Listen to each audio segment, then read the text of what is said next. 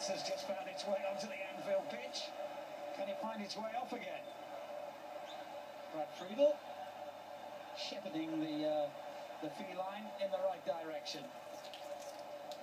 Please don't do anything you shouldn't be doing. No. Well, he's not leaving, that's for sure. How on earth does a cat get into a football stadium? It's not Kenny's, is it?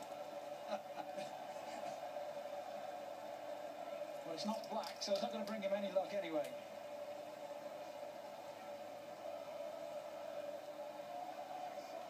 Well, he's had to deal with a few unusual things tonight. Bit of fog, Mr. Oliver. He went all the way to the top row of seats in the cop to make sure the fans up there could see clearly.